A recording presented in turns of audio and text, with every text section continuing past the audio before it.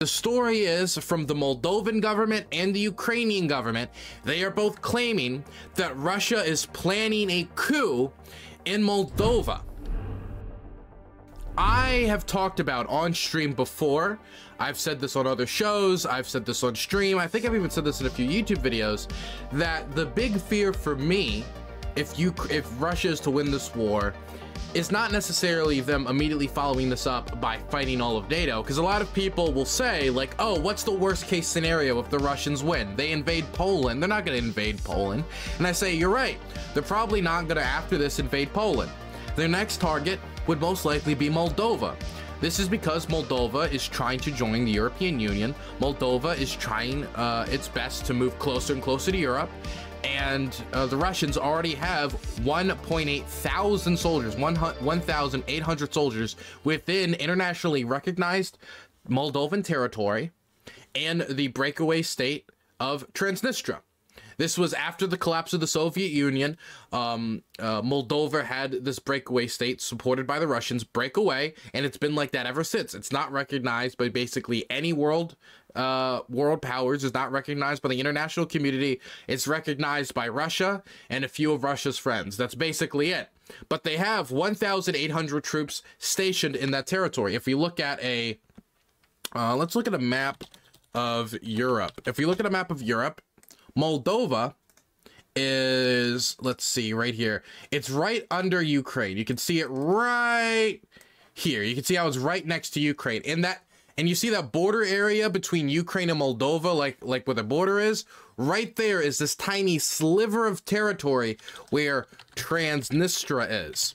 And so there was two fears that I had of Transnistria. Here's a map where you can see where it is. My first fear is that after winning the war, if the Russians did, they could use Transnistria to invade Moldova, which we're about to talk about. The other fear that I had about Transnistria is that the Russians would use their troops with Transnistrian local troops, which are basically just kind of like shoddy militias, but they use those to invade Ukraine from the west, since they were unable to achieve any naval landings in Odessa, and they were unable to achieve the vast majority of their goals, really all of their main goals for the war.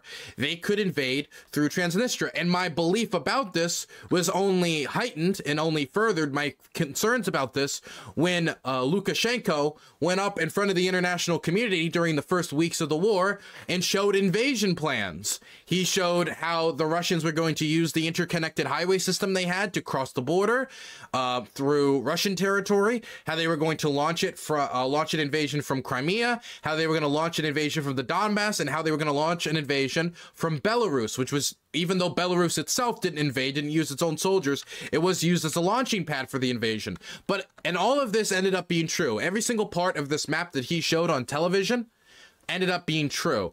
Some people have said that, you know, it was pretty stupid for Lukashenko to show this map publicly and it was a mistake, but everybody's afraid of him and they're not going to tell him what to do. All of that doesn't matter, because there's one point of this that I think we should pay some attention to, and that is in Transnistria, which is marketed to invade Odessa from the west, meaning using the 1,800 soldiers that they had in Moldova to take over Odessa and to take the rest of the Kherson Oblast.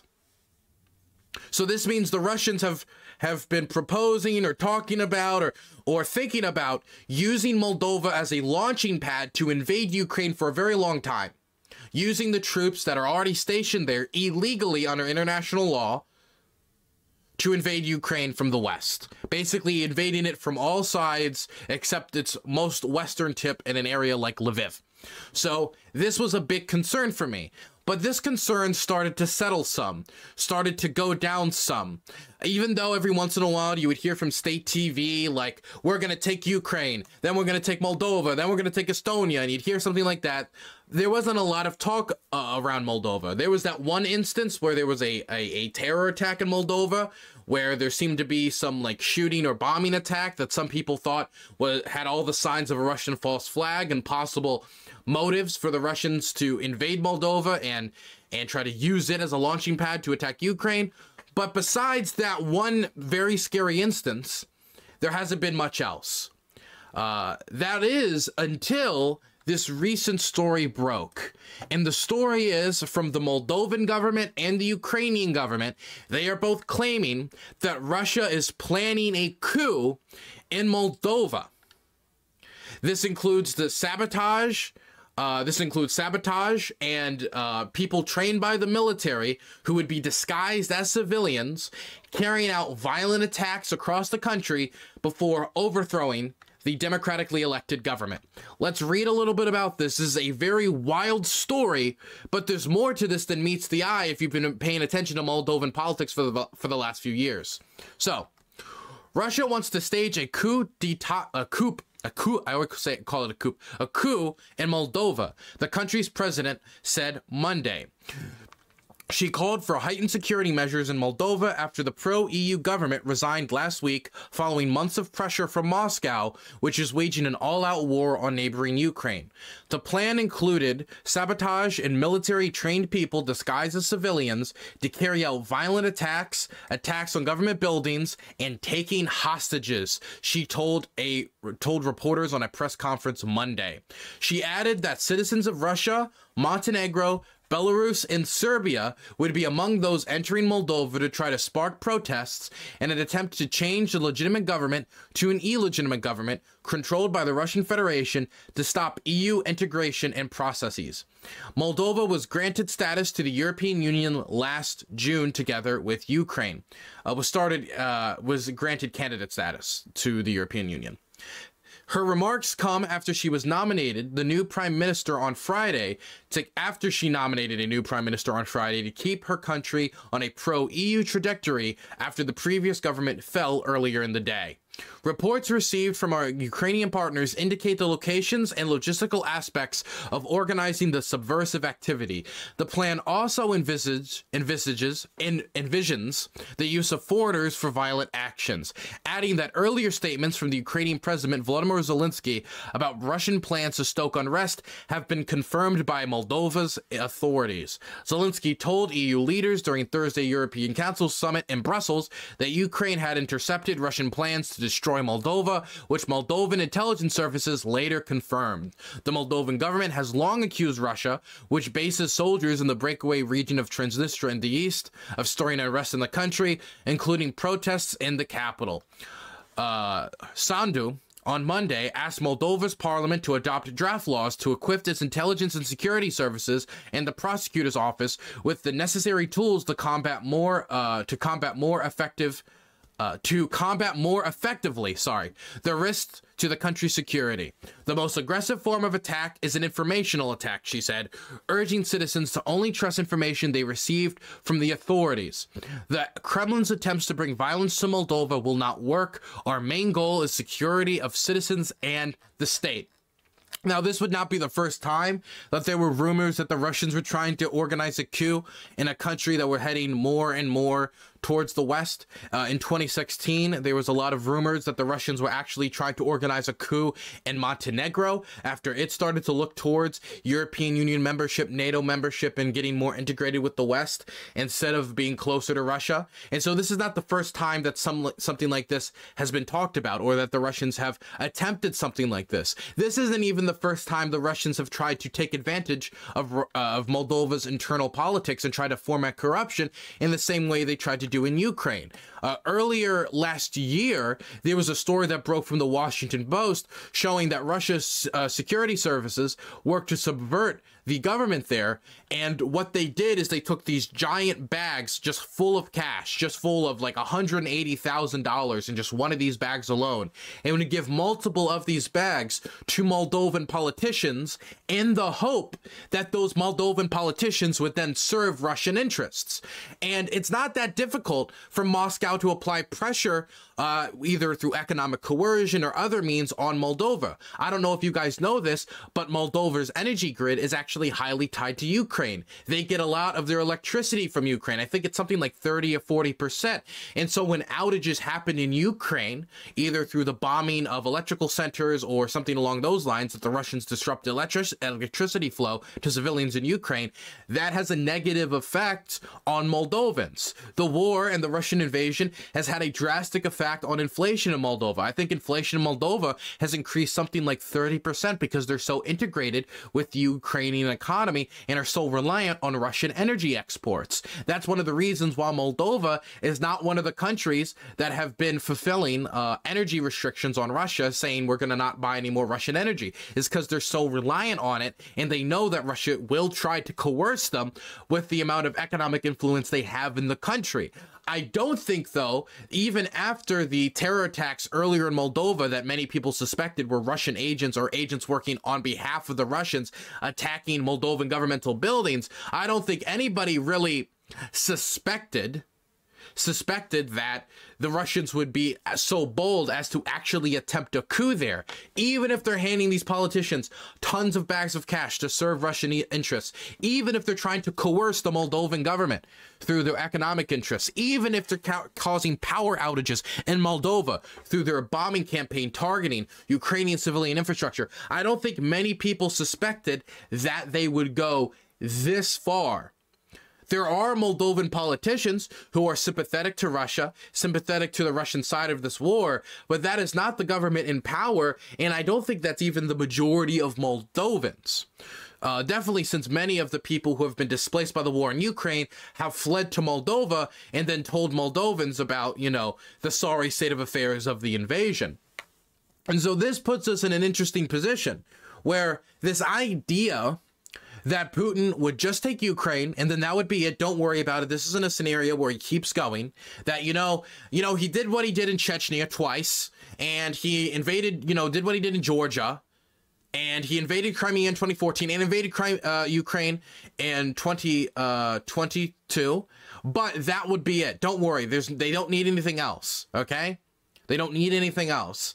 That idea is starting to fall apart, not only because you've got people like Kadyrov talking about, oh, we're going to invade Germany and take back West Germany and reestablish the Soviet Union's borders and all that kind of verbose chest pounding, which you could just call delusion or just trying to appeal to a domestic audience, because we all know that the Soviet Union's borders are not going to be reestablished, at least not anytime soon.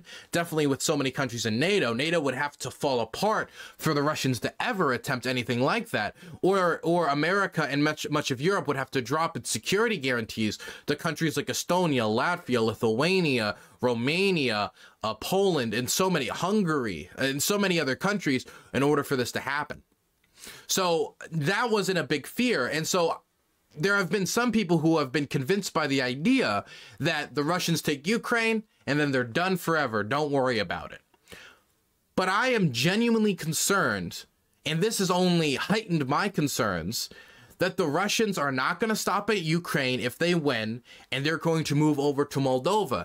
In fact, this actually only heightens my concerns about a scenario like this playing out, where the Russians attempt to use Moldova as a launching point to invade Ukraine, which they could probably attempt something like that right now with Transnistria.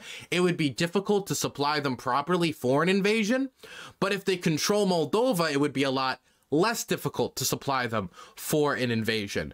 And if they do control Moldova, if they were successful in doing a military coup and in some hostage situation, in some terror attacks, or fomenting corruption enough so they could get a hold on the government, if they were successful in that, not only would they not be stopping with Ukraine and extending their long arm to Moldova, but they could then use Moldova as another launching point for the war, meaning they're attacking from Crimea, they're attacking from the Donbass, they're attacking from the interconnected highway system, they're attacking from Belarus, and then on top of that, they're attacking from Moldova.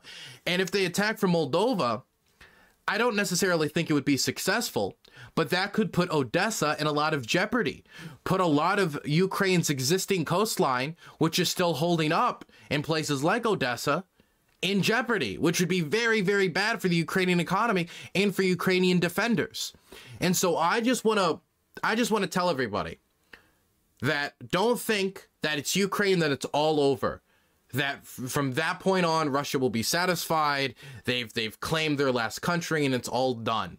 They still have interests in other countries. Even if they can't invade Estonia, Latvia, Lithuania right now, they've already laid down the groundwork for the justification to invade these countries when Putin made that speech about invading Ukraine, talking about how the Soviet Union made these countries, made these borders, and if these countries are not subservient to Russian interests, then we will make them subservient to Russian interests. A justification that could very easily be used to invade those countries.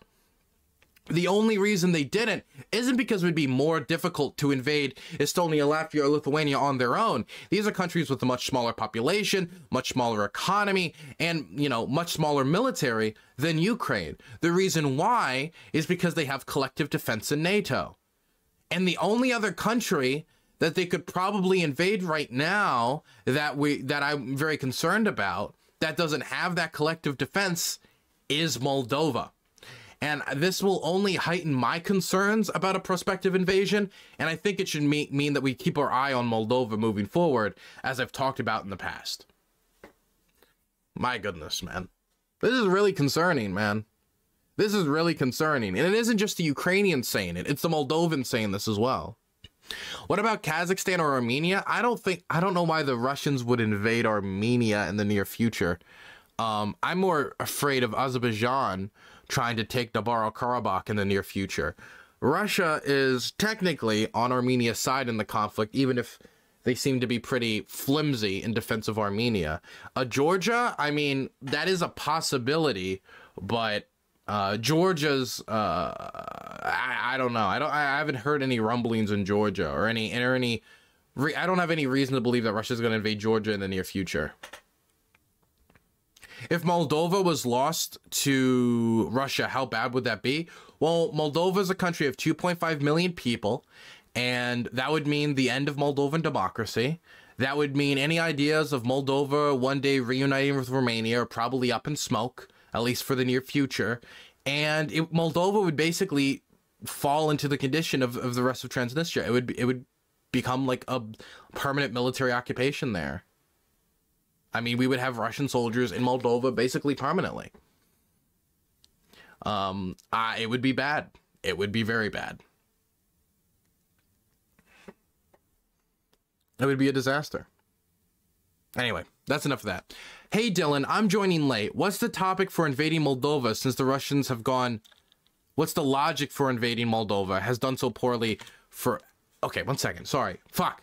Let me read it again.